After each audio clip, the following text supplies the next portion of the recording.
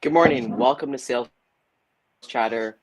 We aim to help 10,000 reps hit a million G. Ryan Mohamed. With me is the bodacious cowboy, RGTX Logistics Solutions, Jeff Dickinson. How you doing?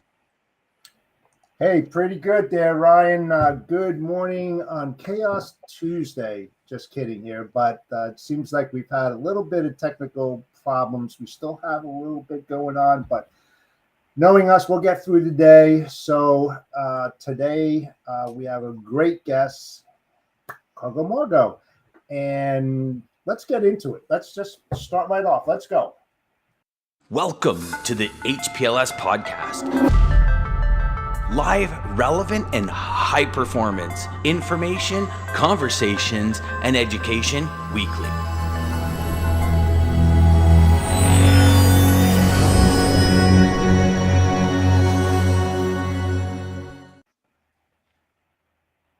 There we go. That was interesting for sure.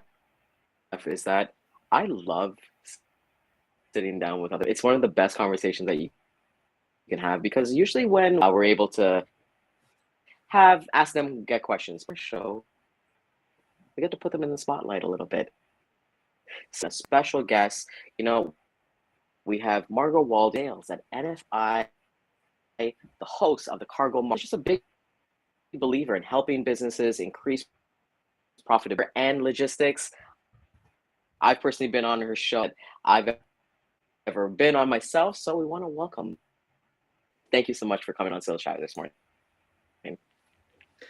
Good morning, you guys. I'm absolutely thrilled to be here. I feel like I'm in such a safe space with industry professionals like me, and I'm really honored to be able to share my journey and things that I'm working on with you and the audience.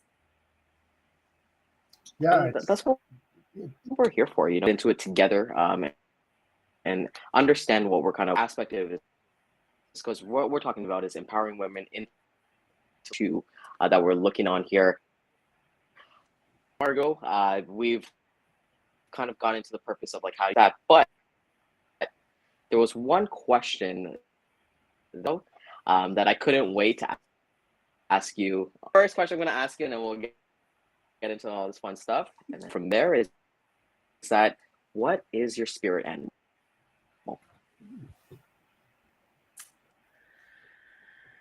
How dare you, Ryan? This is such a powerful question for so many reasons. And when I think about my spirit animal, I think of who was, who is, and who is Margo going to become, right, in 5 to 10 years? Because there might be days where I'll say, Ryan, my spirit animal is a kitten. And then there might be days where I'm going to tell you, Ryan, it's an eagle. But I think for me, my spirit animal is a crab. And I'm going to say it's a crab because for me in my personal journey, I do have a hard outer shell, but I'm very soft inside. I love to communicate and collaborate with people, but I also have to work on those communication skills, fine-tune them. And so like a crab, I don't necessarily always walk forward. Sometimes I'll approach things, maybe from the left or the right. And so I would have to say that I'm a little bit of a crab. So with that said, your personality changes every single morning based upon the emotion that you feel. I'm not going to have to, go to therapy after this for multi-personality disorder, right? No, but I'm definitely moody. I am. I'm consistently moody, though. I think that if you were to ask people that have worked with me, for me, even in my personal life, what is Margo Waldie like? They would definitely say intense, spontaneous, moody, but consistently moody, right? I love to take risks. I love change. In fact, sometimes I have to sit back and realize that tried and true historical knowledge is really important and extremely useful. Indeed. But it's maybe part of that ADHD that the good Lord blessed me with. I'm not sure. Yeah, I kind of have that too. I mean, I got like the OCD syndrome, everything has to be perfect and in place and everything like that. And every time I wake up in the morning, I wake up with a smile on my face because I'm like, I feel blessed that I woke up. I have many things to do today. Yesterday is gone, and tomorrow we don't know what it's going to bring, right? So you're here in the present. And, with women in the industry and the things that happen to them day in and day out, and this has been going on for many, many years. What are your suggestions for women coming into the industry? What you're doing, what you have done, what's worked for you, what hasn't worked for you. Where do we need to be, and how are we going to get there? I love that question because there's layers to that, right? And when I reflect back on what has brought me here today, I have to say, and this is going to be overwhelming, but find your why, your purpose. That is going to be a catalyst that motivates you and gets you out of bed on those cloudy days, and be authentically you. And so that's a lot easier said than done, right? I'm almost 40. I'm still working on not really caring what other people think about me. But like I said, it's a journey. And so really owning who you are will help you find that why in a comfortable way. I think that we have expectations of ourselves, regardless of where they stem from.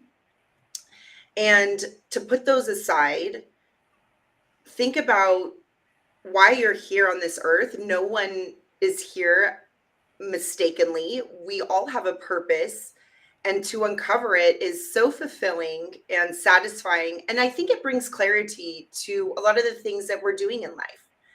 But it all goes back to really being fulfilled and finding your why. And that could be a journey in itself too, because just, oh my gosh, I have no idea why I'm here and what I'm doing. And, don't freak out.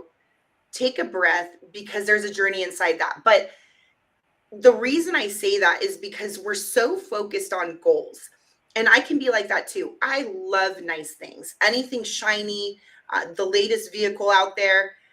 You know what? I'm a sucker for marketing. I'm a sucker for lifestyle. But the reason I'm bringing that up and the analogy in that is that just like that, we could be like that with goals. So once we create these goals, we're checking off boxes. And after we check off those boxes, we still feel like something's missing because you're not focused maybe on your purpose, your why. You're focused on that goal, but instead reframe that to, who am I as I'm working to achieve this goal? And who am I going to be while I set the next one? Being present in that journey of achieving, of learning, and even failing, but reframing your mindset. This is opportunity. This is who I'm building myself to be. That's very, very interesting that you said that. And this is the topic is empowering women into logistics. How do women find their why? Men have that confidence level, not to say that women don't, because I've worked with many highly intelligent women and hired it over my career. But that's okay, right? And that's okay to say that, because it's true.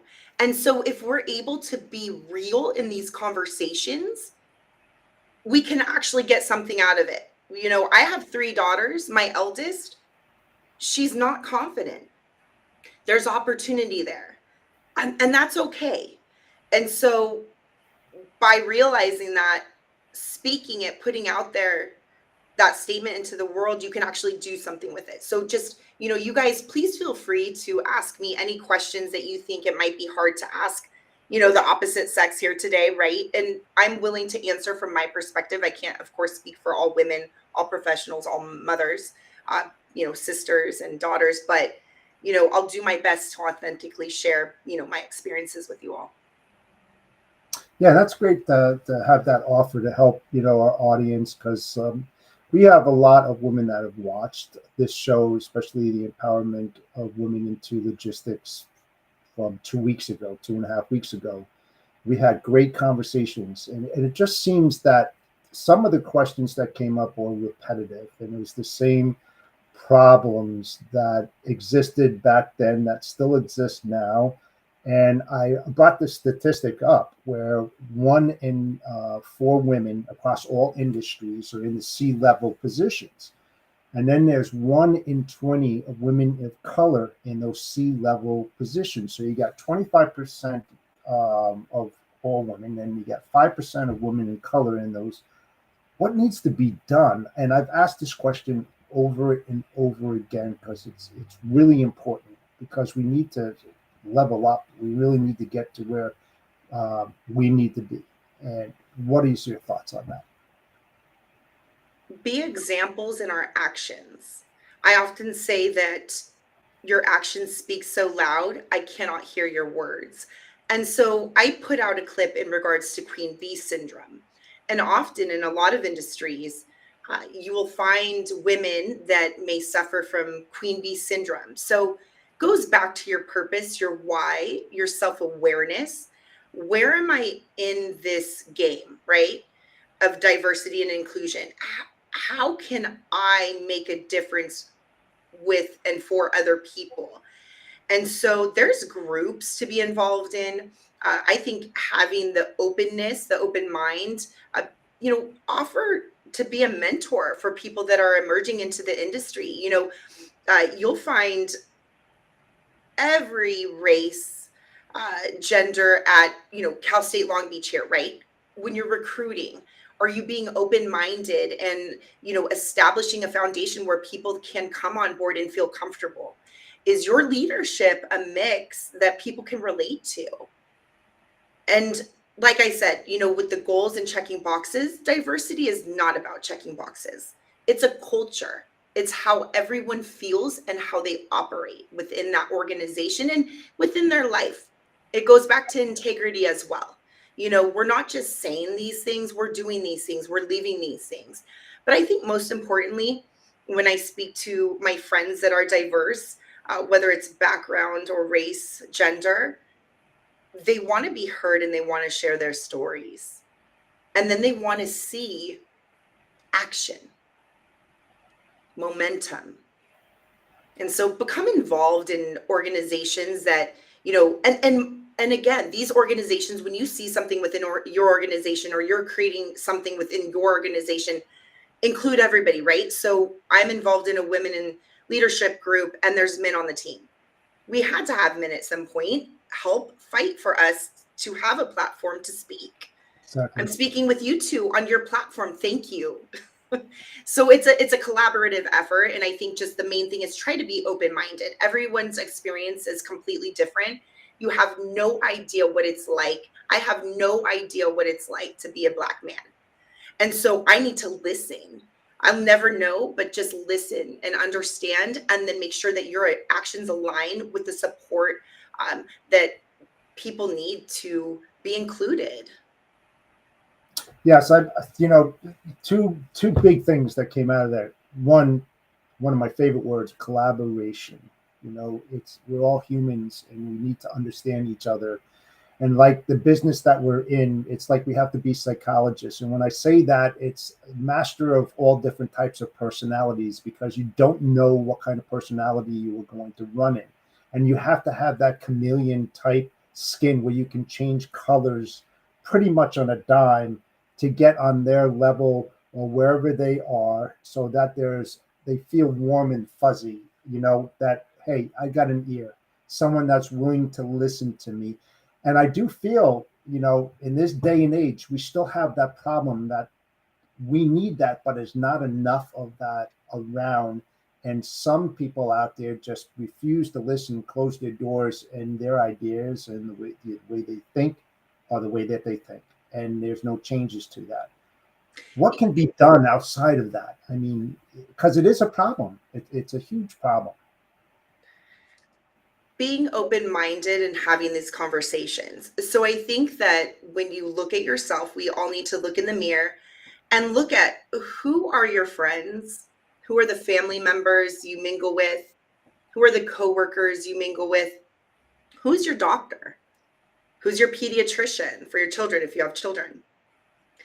Think about these things, and if everybody in your circle looks the same, right, there might be an issue as well. I think there's so many ways to look at it, but I think that's a huge indicator that maybe you need to make some changes in your life and have a more diverse circle. Because when I think about fear and the ultimate opportunity killer, it's being closed-minded and assuming that you understand another culture or gender completely, because we don't. And so I'm going to just always go back around to be open-minded, listen, share stories, put yourself in a situation that may be uncomfortable. Talk to people that are willing to talk about tough subjects. When it comes to gender, I could tell you that creating a workplace that's more inclusive for women, what does that look like? Well, women need to be honest with the things they need. There's a shift right now where a lot of women have put aside, growing their families and having children because they're so focused on their careers, and they're actually fearful. There's, people make decisions, whether it's fear-based or adventure-based, but if I put my career on hold for a minute, what is that going to look like? Am I going to be able to juggle that? And so having someone that can sit down and have these conversations with these women and let them know that there's options would make the world a difference. Because you can't have it all, but you definitely can be a professional working mother, and it could be very comfortable and very fulfilling. It just looks different for every woman. And I think if every woman had that knowledge or the ability, the access to that, it could make a huge change. I agree. This is Carrier Week, and when we have guests from carriers, and I'm just curious, what is NFI doing to combat this type of problem? Because look, let's face it, it happens across all segments in every single industry, in every single business. What they think isn't in existence, it is, because people fail to talk and to bring that to other people's attention. What is NFI doing? Great question. We have so many different groups that you can be involved in that focus on how to include and grow these organizations, these groups into our organization. I really feel that this is one of the most diverse companies I've ever worked for. And, we've been voted one of the best places to work for women. We have a group for young professionals. And so these groups have hundreds of cohorts in them. And every month there's different programs, incentives, activities, ways to get involved. And, we have a weekly newsletter that comes out, and part of that newsletter the other week had all these courses that, we have access to for free to just grow our knowledge and education in this space, but also to network and collaborate with individuals. And so it's been, like I said, I'm, in the women's group, and it's just been really great. And so I think that creating this is one thing, but then also making sure that people are involved.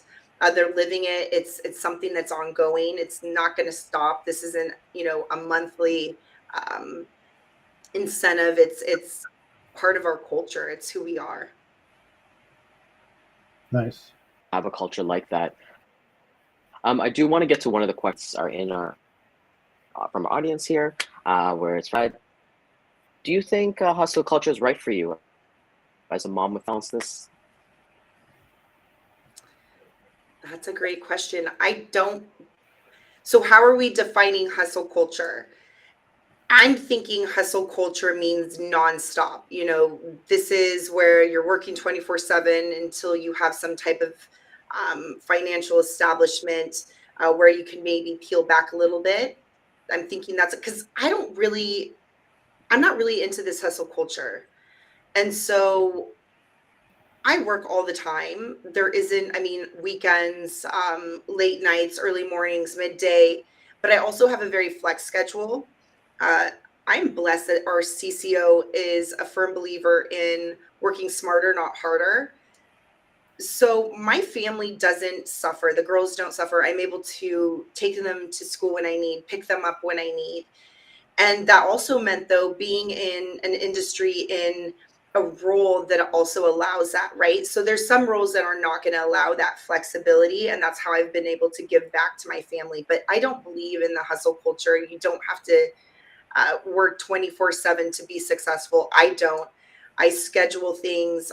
Time management is huge. Being organized. It's overwhelming at times. I talked to my girls this morning and I said, I'm really excited. I'm going to be on this show and we're going to talk about me being a female and a professional and a mother in the industry. And the girls looked at me and I said, I'm going to say, don't do it, everybody. Don't do it. And they started laughing. And I said, just kidding. I'm going to say how perfect it is and how easy it is and how I never yell and I'm always happy. And they started laughing. It's somewhere in the middle. And there's days that, flex on either end, but time management, the company you work for, your family, your friends, it's a tribe. It's a tribe. And that's just something that we always kind of believe in. And you're a podcaster. So I love that you love tell everybody, how did you get into your podcast, from your podcast specifically? And I think we lost him. But I could definitely start talking about my podcast. It's interesting. I never thought I would have a podcast, a live show. And we were at a place that was, the pandemic was going on. I was in marketing. How are we going to get in front of our partners, our customers, future potential, partners? How do we do this? There's no trade shows. There's no traveling.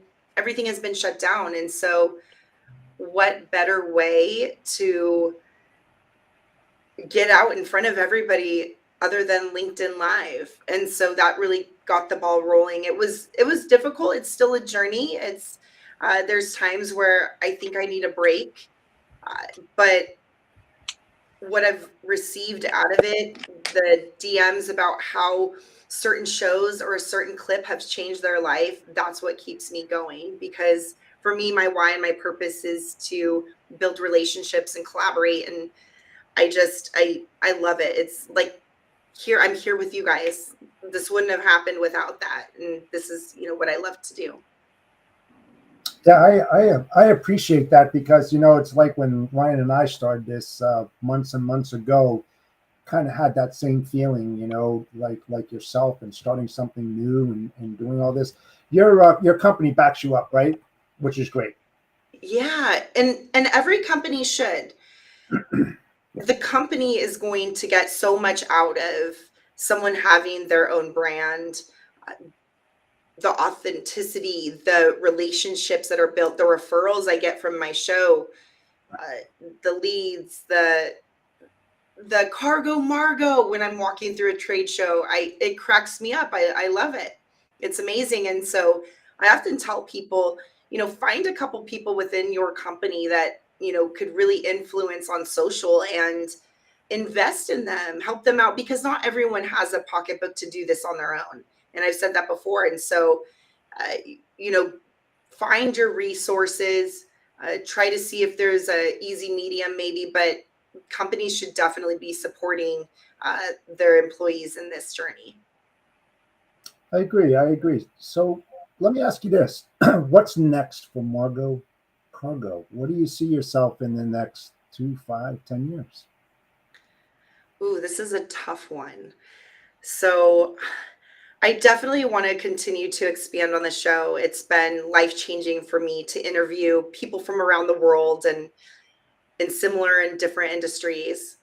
But I'm also really excited on focusing on my own cell here at NFI. I've been really successful in onboarding some great new partners, and it's been very exciting and life-changing for me to be able to sell all these different services. But I would also like to really build a team here as well. And so I'm excited to see that happen here at NFI. Hopefully I will have my own team and be able to mentor and share with the team things that I've gone through.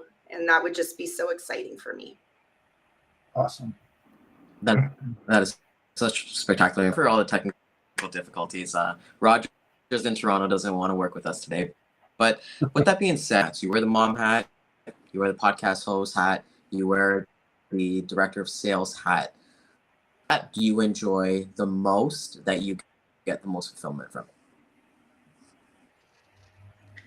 So it's different because being a mother, it has its similarities, but it has its differences. And so the type of fulfillment that I get from being here today or offering a solution to a potential partner is really exciting and makes me feel part of this world.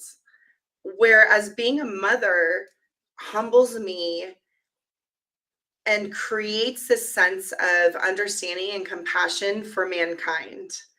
And so I need both of them, and they help me to be well-rounded, even though sometimes I feel like I can't do one or the other because there's always something going on, either professional or personal. But I would say both are very fulfilling in a different way, and I need both of them. That's amazing. Thank you so much. So, Margo, to take the time out of your day to spend it with us. It's really intriguing to actually hear back all these answers. I have never heard you on our show and things like that. Let them know about yourself, how they can get a hold of you, how they can get your show. Yeah, no, thank you guys so much for tuning in. There were so many great comments and questions, and I'll definitely go back and try to answer all of them. But definitely connect with me on LinkedIn. My cell phone and email are on there. I'm very accessible. Would love to collaborate and hear what you have going on. And again, thank you guys so much for having me on. I really appreciate it. We got to do this again. I know I've been on your episode. I know on your podcast, Jeff's gonna come on there. So I want to thank the audience for coming out this morning. I know we had a little bit of a late start, but it's all good. That's life. You got to roll with it. If you found value in this, which I know you did, please like, comment, share this with a neighbor.